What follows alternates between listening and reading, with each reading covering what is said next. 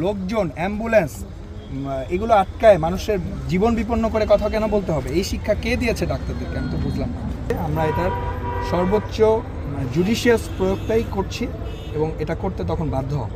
এখনও যথেষ্ট পরিস্থিতি তৈরি হয়েছে একটা ছেলেকে গ্রেফতার করার মতো, কারণ সে তো রাষ্ট্রবিরোধী কাজ করছে আমি বলবো, কারণ রাষ্ট্রের যত রকম কার্যক্রম সে বন্ধ করে দিচ্ছে।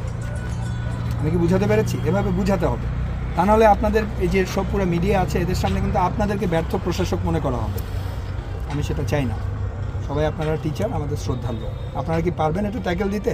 এভাবে বুঝাতে হবে, ঠিক আছে? এই যে এখানে মেয়েরা আছে, আমরা তো ফুল ইয়াতেও যেতে পারছি না, মেয়েদের we don't touch, we don't push the girls. এটা তো খুবই একটা মেয়ে ইনজুর্ড হয়েছে তাদের জন্য, তারা নিজেরাই দাঁড়ায় থেকে এমনভাবে একজন একজনের গায়ের উপর দাঁড়িয়ে আছে, তারা সরতে গিয়ে তারাই একজন একজনকে ধাক্কা দিয়ে ফেলে দিচ্ছে। কেন? একটা মেয়েকে কেন রাস্তার সামনে দাঁড় করাতে হবে? আমি আমার দাবি আদায় করতে চাইলে আমি ছেলে আসবো, মেয়েকে কেন আমি এখন রাস্তার ওখানে দাঁড় করায় দিব? সে তো ধাক্কা খেয়ে পড়ে গেলে তার দায়িত্ব কে নিবে? হ্যাঁ, ছেলে হিসেবে তো এটা তার দায়িত্ব তার বোনকে প্রোটেক্ট করা। যাই হোক, আপনারা কি পারবেন ট্যাকেল দিতে? আমাদের একটা রিকোয়েস্ট আছে। কি রিকোয়েস্ট বলেন? আপনি যেটা বললেন যে আপনি আগে আইডেন্টিফাই করে আমাকে বলেন যে 5টা ছেলে যারা আপনার কথা শুনছে না। বোধহয় আপনার কাছে কি লিস্ট আছে, চিহ্নিত ব্যক্তি আছে যারা শুনছে না? বলতে পারবো না, এটা এই জন্যই আমি আপনি বলতেছি আপনারা যদি কোনো কিছু ইনফরমেশন পান সেটা আমাদের বিষয়, এটা তো এটার সাথে আপনাদের কাজ আপনারা করেন। আমরা আমাদের দিক থেকে চেষ্টা করতেছি, হ্যাঁ, তাদেরকে আরও বোঝানোর চেষ্টা করতেছি, আমাদের সব টিচাররা বোঝানোর চেষ্টা করবে।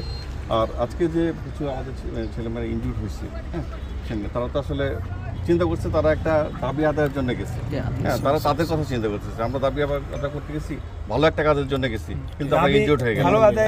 মানে জিনিসটা তাদের সেন্টিমেন্ট হচ্ছে এইটা, তাদের সেন্টিমেন্ট আপনি পাবলিকলি স্টেট করলে হবে না। তাদের সেন্টিমেন্টটুকু সবাই, সকল জনগণ বুঝে। তাদের সেন্টিমেন্ট তো আমিও বুঝতে পারছি, এই জন্য তো আমি সময় দিয়েছি। গতকাল করেছে তারা, গতকাল দাঁড়িয়েছিল তারা, গতকাল দাঁড়ালো না, তখন সেনাবাহিনী এসেছিল? না, আমরা দূর থেকে দেখেছি, কারণ শান্তিপূর্ণ ছিল। দাঁড়াও, এখানে দাঁড়াও, রাস্তার দুই পাশে দাঁড়াও। মিডিয়ার সাথে আমরাও আজকেও তাই মনে করছি, ওরা শান্তিপূর্ণভাবেই থাকবে। মিডিয়ার সাথে কথা বলতে চাইলে মিডিয়ার সাথে কথা বলবে। এখানে সকল মিডিয়ার ভাইরা আছে, অ্যাটেনশন যেটা গ্র্যাব করার করছে, এখানে না কেন? আমি যে এখন কথা বলছি মিডিয়া অ্যাটেনশন পাচ্ছে না, তাহলে ওরা এখানে দাঁড়ায় কথা বলতে কি সমস্যা? লোকজন, অ্যাম্বুলেন্স এগুলো আটকায় মানুষের জীবন বিপন্ন করে কথা কেন বলতে হবে? এই শিক্ষা কে দিয়েছে ডাক্তারদেরকে? আমি তো বুঝলাম না। আমি কি বুঝাতে পেরেছি?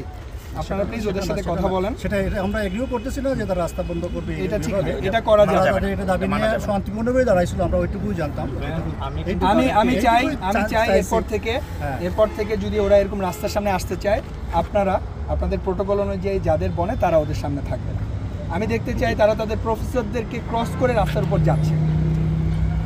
এই আমার মনে হয় না এই ধরনের উদ্ধত্ত, এই ধরনের বেয়াদবি করার মতো ছেলে আমাদের মেডিকেল কলেজের ছেলেরা। আচ্ছা, ইনশাআল্লাহ আমরা এই যে ক্রাইসিসটা হচ্ছিল, আমরা দেখতেছি আমরা সাথে আসবো। ঠিক আছে, আপনাদের না রাস্তার উপরে, মানে রাস্তা বন্ধ করতে দিব না আমরা। আপনারা এখানে দাঁড়াবেন, আপনারা ওদেরকে ঠান্ডা রাখবেন, ওদের কথা বলার ব্যবস্থা করবেন, রাস্তার উপরে হবে।